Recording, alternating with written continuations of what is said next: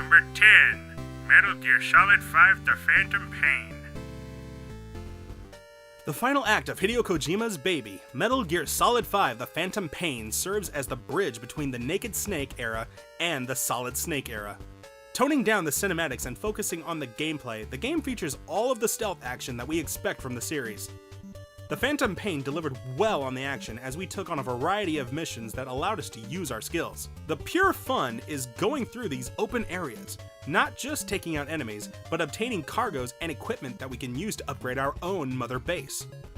It truly was a fun sandbox that we got lost into. Not to mention, it gave us the cutest dog in the history of video games.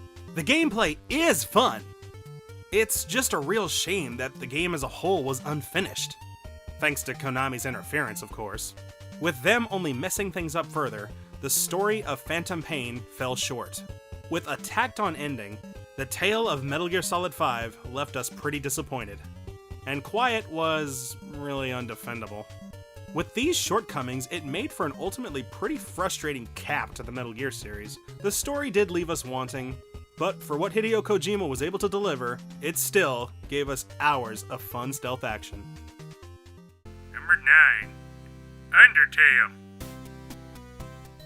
Independent game developers are really staking their claim in this industry. While the AAA game titles may gobble up the big headlines, it seems that more and more these little gems are coming out of the woodwork to grab some of the attention. Toby Fox developed, wrote the story, and even composed the music for this little gem called Undertale. This is just a straight-up, no-frills, old-school RPG. Taking control of a young child, we venture into the underworld roaming with monsters. The decisions you make on whether to destroy or befriend these creatures have a vast effect on the story as it evolves. For such a small game, it still has a surprising complex and unique combat. But the real strength is the interesting story with a good cast of characters and the very clever humor. Undertale was obviously the love child of a single individual, and his hard work definitely paid off. For you PC gamers, this is definitely one to check out. Number 8. Monster Hunter 4 Ultimate. The Monster Hunter series is probably Capcom's most consistent series when it comes to quality, and Monster 4 Ultimate continues it nicely. Like with previous entries in the series, we take control of a new fresh-faced hunter as we traverse the land to eliminate the various creatures wreaking havoc on the masses. Along with hunting down monsters, there is also a vast land that allows us a great amount of exploring. More effort was made on adventure and story progressing, and it shows. Bring on the adventure! And the creatures we face off are truly awe-inspiring. Even in the palm of our hands, it is still impressive to face off against creatures that would make Godzilla look up. With tons of quests to complete, it kept us busy for hours.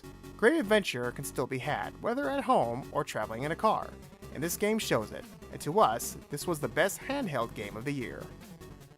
Number 7. Ori and the Blind Forest. Hey, another great independent game! Ori and the Blind Forest is a single-player platformer. Hey, we old schoolers are always looking for a new addition to this classic form of game playing. Taking control of Ori, a white guardian spirit with the ability to wall jump and shoot. Jump and shoot in spirit! The game focuses on strategic puzzle solving, and it allows abilities to be upgraded. The gameplay is a callback to series like Metroid and Rayman, and features a story very similar to The Lion King. For us old fogies, it harkens back to simpler times. The game features fun gameplay, wonderful music, strong storytelling, and visually stunning environments. For those who say that platforming is dead, we give you this strong example. It can get pretty difficult sometimes, but it is also a very polished gaming experience. Not to mention, a downright beautiful one as well. Number 6. Mortal Kombat X. Where's a cross? Why does everybody use an X? The Mortal Kombat series once again brought the pain with Mortal Kombat X, the hands-down best fighting game of the year. This is a prime example of taking a beloved franchise into the next gen and doing it the right way. The furious, heavy-hitting combat returns and feels more refined, and has a great deal of variety that gives veterans the depth they crave. But the game is also flexible enough for newcomers to jump on board. From the interactive stages, brutal killer combos, and pure animalistic-like fatalities, it gives every Mortal Kombat follower what they love. Series favorites return, with a new cast of characters. Now, the new Blood was a little hit and miss, as some people didn't care for them, but for the most part, they didn't bother us. The game features a ton of modes, both online and offline, that gives the game a lot of replay value, and with guest characters like Jason Voorhees and the Predator joining the ranks, MKX was a fine addition to the legacy of this series. It may not contain anything that will change the minds of detractors of the series, but who cares? We are down with Mortal Kombat and embrace its silliness, goriness, and awesomeness.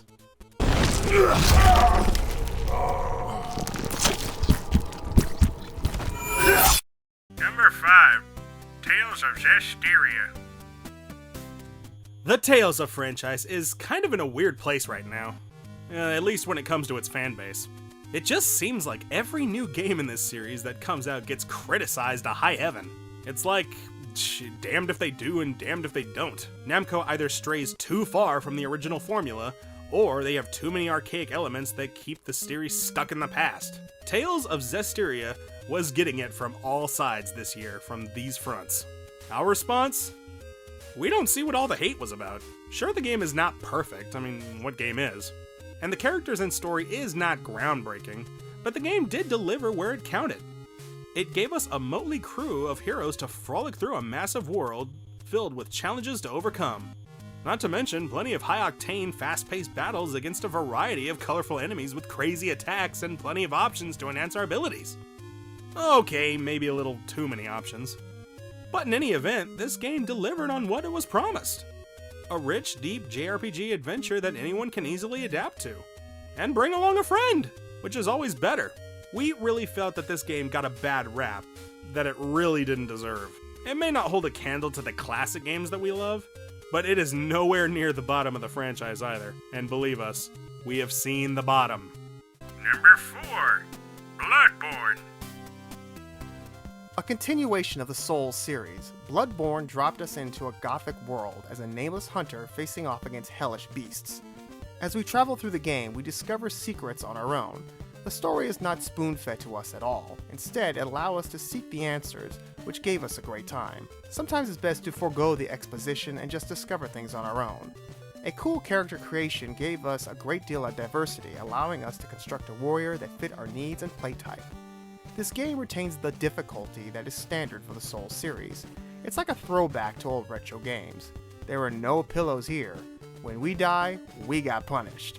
But despite how frustrating it got from time to time, it was just frustrating enough to keep us coming back for more.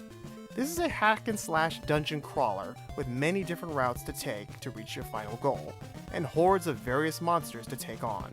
This game may be a little lacking in the replay value, but the main adventure is worth investing in. The game is hardcore though, and only for the ones who are brave enough to travel where angels fear to tread. Number 3. The Witcher 3. There are some series that we are Johnny-come-lately to. Some of us never even heard of the Witcher series before this year. But when we heard the good word that The Witcher 3 Wild Hunt was getting, we decided to check it out. And boy, are we glad we did. Based on a series of fantasy novels, this game features an expansive open world. With main character Geralt, a witcher, we are able to slay beasts and enemies with swords and hosts of magic powers. The game features a compelling, mature story, dealing with real-world themes. The choices that can be made are massive. From customization of armor and weaponry, dialogue sequences, and other elements that allow for more expansion, the decisions made in this game feel important and intriguing. And despite how good the main story is, we also spend hours doing tons of fun side missions as well. It's real-time and engrossing, featuring a world that we can easily get lost in, though it does contain its fair share of glitches, but that is to be expected in games like this. In the end, despite some ridiculous accusations from those silly SJWs, which we won't get into here, The Witcher 3 Wild Hunt is a great gaming adventure, worthy of the praise that it receives. Number 2. Rise of the Tomb Raider. To reboot a beloved franchise is always a complicated proposition. It is done in an attempt to keep the franchise fresh and win over new fans, but you always run the risk of alienating your core audience. Get it? In 2013, that is exactly what Crystal Dynamics did with Tomb Raider. The game did reasonably well, but they did change a lot of what Tomb Raider was, which, hey, we noticed, and a lot of people definitely criticized. With the sequel, Rise of the Tomb Raider, we wanted to see if they could push the narrative forward and be able to bring back the old feeling of what makes Tomb Raider fun. And they did just that! Miss Croft, the one we know and love, has returned, saving the world from and recovering trinkets from well-constructed tombs along the way. It is still very action-focused, but that's not a problem, since it also is balanced out with some great exploring. And with the ability to circle back and search for things we missed, the game offered a pretty decent amount of replayability. Foolish business decisions aside, the game is constructed very well. It is a solid fun adventure featuring Lara Croft, not the survivor, but the Tomb Raider. While the original Lara Croft is still doing her thing, the new one has us excited for future installments. Raiding Tombs is still alive and well. Before we give you our pick for the #1 video game of 2015, here are some honorable mentions.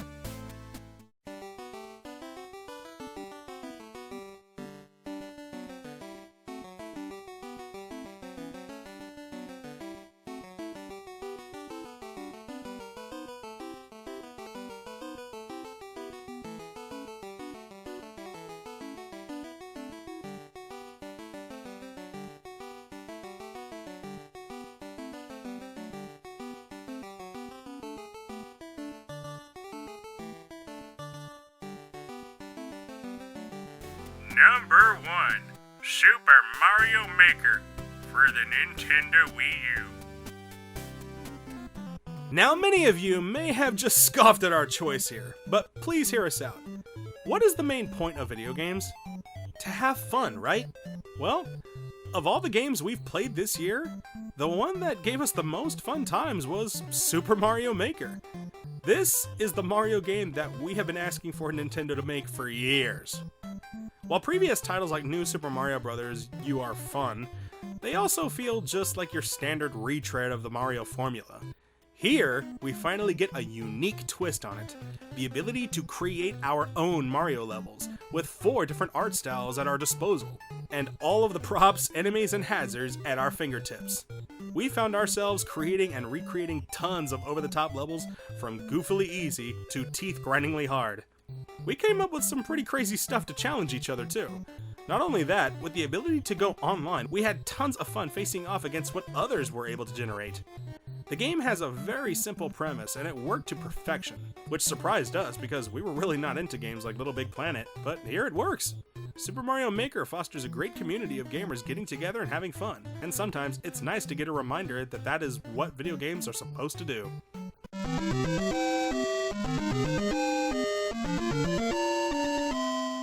Well guys, there you have it. Those are our top 20 games of 2015. Now, allow me to get sentimental for a moment. It's because of you guys that this show grows and has gotten as big as it has. It may not be as big as other channels out there, but you know what? It doesn't have to be. For the people that have been supporting us all these years, it's because of you guys that we love to do what we do and keep you guys entertained. Look forward to the new year.